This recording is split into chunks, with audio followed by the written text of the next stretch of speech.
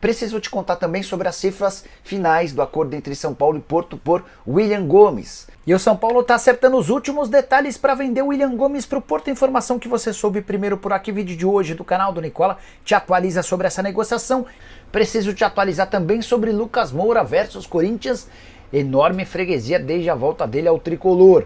As últimas do mercado, bastidores, finanças e muito mais. Fala aí pessoal, sou Jorge Nicola, bem-vindos a mais um vídeo do canal, sempre bom ter vocês por aqui, sem perder tempo, só pedir para deixar like, se inscrever no canal e ativar as notificações. Quero contar também que a Record liderou a audiência em São Paulo com a transmissão de São Paulo 3, Corinthians 1.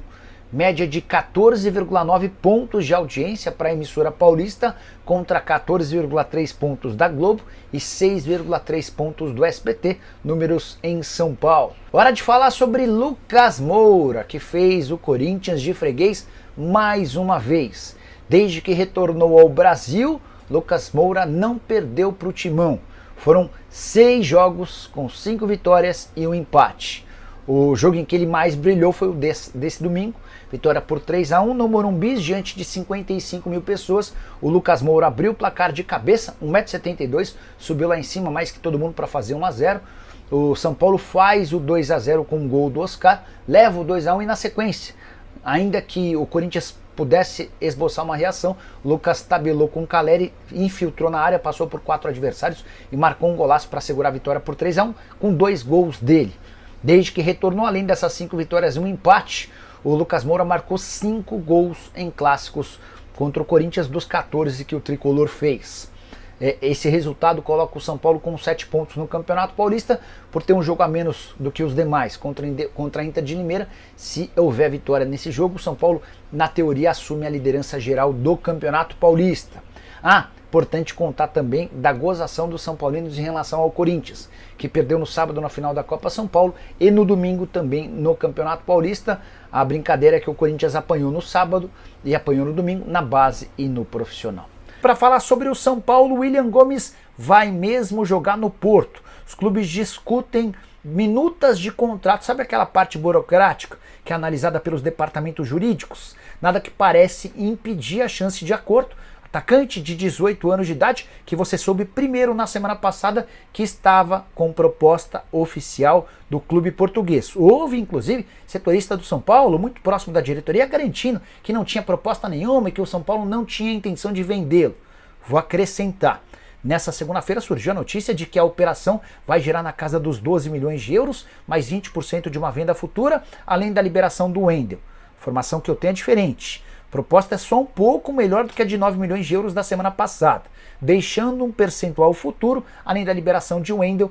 Não trata-se de uma boa venda, mas o São Paulo, com enormes dificuldades financeiras, sabe que talvez não tenha outra alternativa para tentar colocar a casa em ordem do que vender um atleta revelado em Cotia.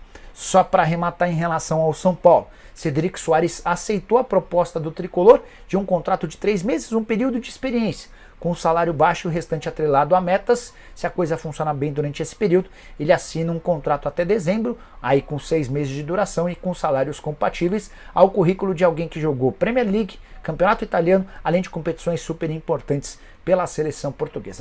Preciso te contar agora sobre os valores finais da compra do Porto por William Gomes, jogador do São Paulo. Informação que você soube primeiro no canal do Nicola na semana passada, certo? Porto fechou o acordo com o São Paulo por 10 milhões de euros, mais 20% do valor de uma venda futura, além da liberação imediata de Wendel, lateral esquerdo, com quem o Porto tem vínculo até a metade do ano e que já havia assinado um pré-contrato com o tricolor. São Paulo não conseguia a liberação do Porto para que o Wendel chegasse agora. Então são esses os números finais da operação. William Gomes, jogador de 18 anos, tinha 100% dos direitos presos ao São Paulo. O tricolor exigia uma compensação financeira maior, não conseguiu e acabou aceitando essas condições, imaginando que o William Gomes vai se valorizar no Porto e esses 20% do valor de uma venda futura possam assegurar bastante dinheiro. São 61 milhões e 700 mil reais garantidos com a transferência. Essa grana se junta a outros 31 milhões que o São Paulo já havia obtido com as vendas de Michel Araújo, empréstimo do Nestor e venda do Rato. Michel foi para o Bahia por 16 milhões, o Nestor foi para o Bahia por 10 milhões, o Rato foi para o Vitória por 5 milhões.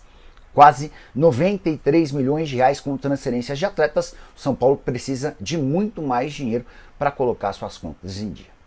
Com a venda do William Gomes, o São Paulo pensa em contratar uma reposição para o lugar dele na posição. William, talvez o Douglas Schwartzman nos ajude a responder isso, o diretor das categorias de base do São Paulo, que trabalhava até outro dia com o William Gomes, pode falar sobre a reposição. Não me parece que o São Paulo vá buscar jogadores no mercado, condição financeira extremamente delicada. E só sobre o William Gomes, fui o primeiro a contar para vocês na semana passada que havia proposta do Porto de 9 milhões de euros, além da cessão do Wendel. Um dos setoristas do São Paulo, alguém muito próximo da diretoria, desmentiu a informação com categoria. Não, tem nada a ver, uma grande mentira, o São Paulo nem recebeu sondagem, se chegar essa sondagem virar proposta, não vai acontecer. Pois saibam que o William Gomes está indo para o Porto por cifras bem próximas dos 9 milhões de euros, tá? Fora Belmonte, Júlio Casares e companhia. Vergonhoso vender o William Gomes barato assim. Esse dinheiro vai resolver o quê nas finanças do São Paulo? Na semana passada, Rodrigão, quando eu havia recebido a informação, eu procurei o Júlio. Júlio, você tem essa proposta de 9 milhões de euros? E o Júlio falou, cara, eu falei, é baixa, né, Júlio? Ele falou, ó, o São Paulo tem uma série de obrigações financeiras e precisa cumpri-las. Então eu fiquei com a impressão de que ele acabaria aceitando a proposta, embora imagino que tenha tentado pedir alguma coisa a mais, percentual de venda futura ou algo do gênero, né? Poderia perguntar ao presidente do São Paulo, em quanto tempo podemos investir em jogadores? Em quanto tempo poderemos? 2, se haverá algum tipo de prestação de conta para a torcida ver o que realmente o clube está diminuindo a dívida. Boas, Estou printando a sua mensagem aqui, ó. E já vou passar para o presidente do Tricolor. Assim que tiver a resposta, eu já conto para vocês. Por falar em presidente do Tricolor ou dirigente São Paulino, Douglas, te convidei aqui para a gente bater um papo, contar um pouquinho sobre a grande transformação pela qual o São Paulo passou na base nos últimos meses, né? Tava lembrando que no ano passado eu cheguei a te procurar para falar, Douglas, o que acontece com o São Paulo na base? O time era o lanterna ou vice-lanterna do Campeonato Brasileiro, emplacando uma sequência ruim de resultados. O que aconteceu daquele São Paulo que ia muito mal no Campeonato Nacional para o São Paulo que termina a temporada com o título da Copa do Brasil e vence a Copinha? Olha, quando eu cheguei lá, o Belmonte, que é o comandante do departamento, ele me convidou para ajudar o Moreto, porque ele acha que estava precisando de algumas reformulações. E aí eu sentei com o Moreto, começamos a avaliar todos os pontos. Nós viajamos juntos com esse time sub-20 para Dallas, no torneio de Dallas, e nós fomos campeões lá, né? Mas é um time que não tinha feito ainda uma pré-temporada. Ele foi direto das férias para esse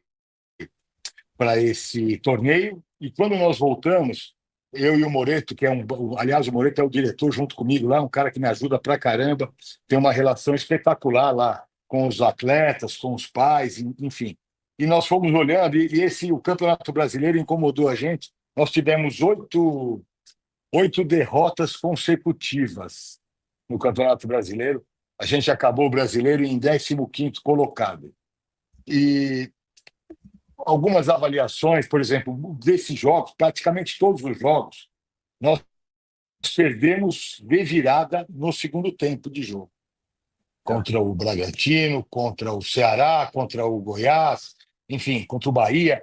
E aí, conversando com ele, a gente sentia algumas deficiências. Uma delas, eu achava que precisava ter um coordenador técnico, um cara que pudesse fazer uma integração das categorias, porque o nosso sub-20 ele tem poucos jogadores com 20 anos, a maioria com 18, 17, que tem uma transição ali, né? Então você vê que no sábado o Luquinha, que estava jogando, é um menino de 17 anos, né? Não fez nem 18 ainda. Então, aí eu trouxe o Márcio Araújo, que foi uma pessoa que tem nos ajudado muito. O Márcio é um cara que conhece o DNA do São Paulo, conhece como treinador técnico, tem uma experiência enorme.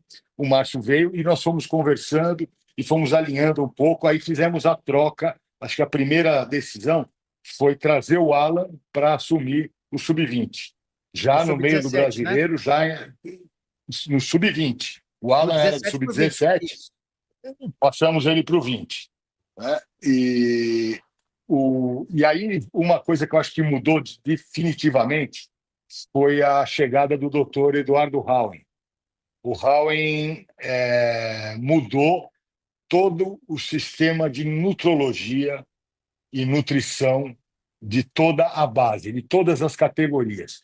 E nós pesquisamos muito antes de chegar no Howen, e ele já atende o. Eu não sei se você viu uma postagem do Lucas ontem falando do Dr. Howen. Ele acabou o jogo, perguntaram. Então, ele está nas redes sociais dele. O Howen já cuidava do Lucas, do Pablo Maia, do Martinelli, do Hendrick, do Estevam. Ele tem 300 e poucas atletas de alta performance, tanto no futebol como a equipe de atletismo, ciclista, MMA. Ele é um especialista em nutrologia e ele trouxe para dentro de Cotia um laboratório de análise de ciência metabólica, onde ele faz um trabalho individual em cada atleta e desenvolve uma dieta